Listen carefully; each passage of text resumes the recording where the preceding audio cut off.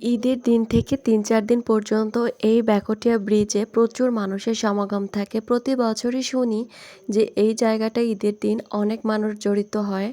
তো আমি কখনো ঈদের সময়টাতে এখানে ঘুরতে আসি নাই। তো হঠাৎ করেই আমার জামাই বলল যে, "চলো, ওই জায়গাটায় অনেক মানুষজন হয়। তো দেখি একটু ঘুরে আসি তোমাদেরকে নিয়ে।" আমার শরীরটা অনেক বেশি খারাপ ছিল যার কারণে আমার একদমই বের হতে ইচ্ছে করেনি। তারপরও বাবুর খুশির জন্য, কারণ ও ছোট মানুষ, ও বাসায় থেকে আসলে কোনো কিছুই বুঝতে পারে না ঈদ গেল না কি গেল। তো ওর খুশির জন্য জোর করে হলেও বের হয়েছি। আর বের হয়ে এখানে এসে দেখলাম যে সত্যিই প্রতি বছর ছবিতে দেখি, ফেসবুকে অনেকেই ছবি ছাড়ে যে এখানটাতে অনেক মানুষের ভিড়। তো এসে বাস্তবে নিজের চোখে দেখলাম। তো ব্রিজের উপর থেকে প্রথমে দেখতেছিলাম যে ব্রিজের নিচে কত মানুষের সমাগম। আসলে কাউখালীর মানুষ যাবেও বা কোথায়, এই একটা জায়গায় আছে একটু সুন্দরের মধ্যে পড়ে। তো এইখানে এর জন্য এসে মানুষ একটু সময় কাটায়। তো এই তো ব্রিজের উপর থেকে ঘোরাফেরা শেষ করে তারপর ব্রিজের নিচে আসলাম। আর ব্রিজের নিচে এসে দেখলাম যে সত্যিই আসলে একটু হাঁটার জায়গাও পাচ্ছিলাম না। যতই সামনে এগোচ্ছি ততই মানুষের ভিড় আর ভিড়। আসলে হাঁটাহাঁটি করতেও সমস্যা হচ্ছে। তার মধ্যে আবার গাড়ি, মোটরসাইকেল, অটো, তার এই সব কিছু মিলে সত্যিই জায়গা ছিল না হাঁটার জন্য। তারপরে আসলাম আস্তে, আস্তে এই যে ডলফিনের কাছে। এইখানে মূলত বেশিরভাগ মানুষই আসে এই ডলফিনের সৌন্দর্য দেখতে।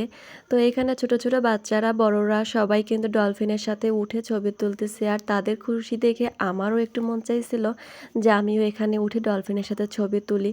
তো আমার জামাইকে বলছিলাম, জামাই একটা ধমক দিল। বলল যে, "ছোট বাচ্চারা যেরকম করে তুমিও সেরকম কেন করতেছো?"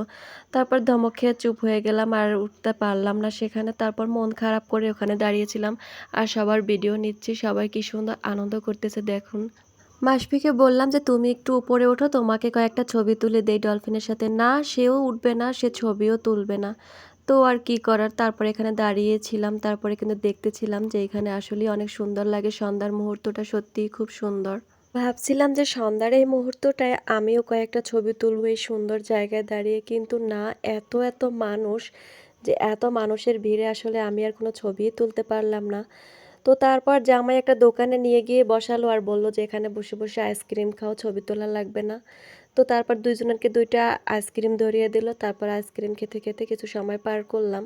আর ফাস্টফুড খাবারের জন্য ওইখানের একটা দোকানও আমার ভালো লাগেনি। তার জন্য চলে গেলাম সোজা চৌরাস্তা। ওইখানে গিয়ে কিছু খাবার অর্ডার করলাম। ভাইয়াটা বলল খাবার রেডি করতে তাদের ২০ মিনিট সময় লাগবে, কিন্তু তারা ২০ মিনিটের জায়গায় ১ ঘন্টা লাগিয়ে দিল। তো কিভাবে সময় কাটাবো, তারপর হুদাই কিছু ভিডিও নিচ্ছিলাম।